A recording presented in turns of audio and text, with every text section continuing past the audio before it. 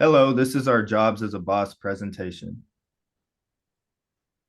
So my MBTI personality type is an ENTP, which is titled as the debater. My top five Clifton strengths are ideation, activator, analytical, achiever, and intellection, which fall under the strategic thinking category. And I am a task-oriented type of person. I am Colton Carver, and I am a task-oriented leadership style. My personality type is ESFJ, which is known as the generous leader. And my Clifton strengths include the includer, analytical, restorative, achiever, and competition. And those are my top five. My name is Abby Lockridge, and I am an ENFJ, which are considered the passionate leader. I am enthusiastic, supportive, and action-oriented. I'm confident in the mission of the team, but balance my goals with the importance of building and maintaining relationships. I'm also task-oriented, but keep the big picture in mind. I'm Katie Lowe. I'm an ESTJ. I'm a task-oriented leader, and my top five Clifton strengths are competition, discipline, significance, communication, and includer.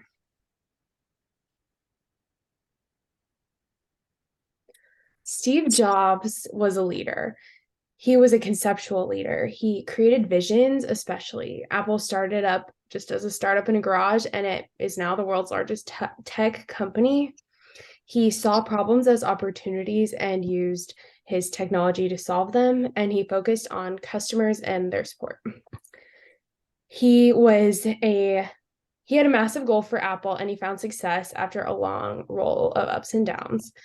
More leadership was necessary for his business to succeed. He wasn't necessarily perfect, but under his leadership, Apple grew exponentially, and this was due to the 6 pillars of character. Jobs was personally and socially responsible in his leaderships. He fostered a lasting company culture of leadership, and he saw his employees as integral to the success of Apple.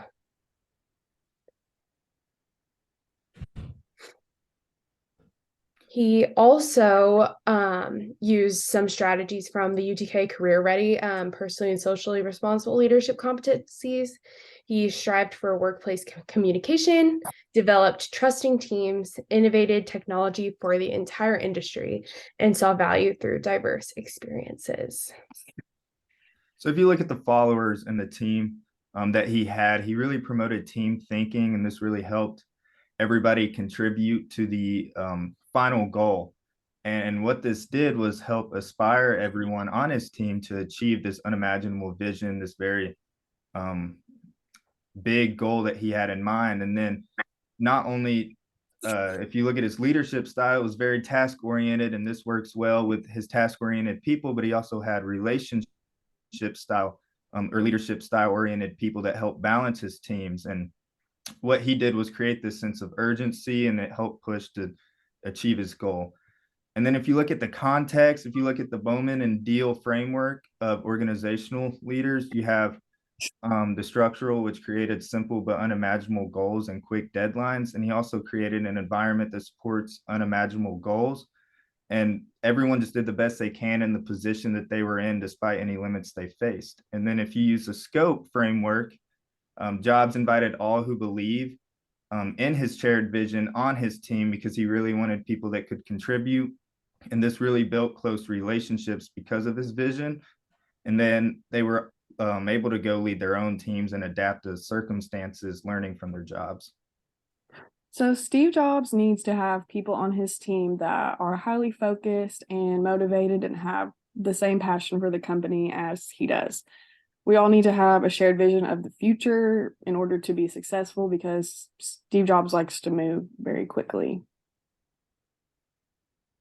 Another one of Jobs' needs is to build relationships. So Jobs had a difficult time building and maintaining relationships because he couldn't trust anyone to believe or act on his ideas or visions.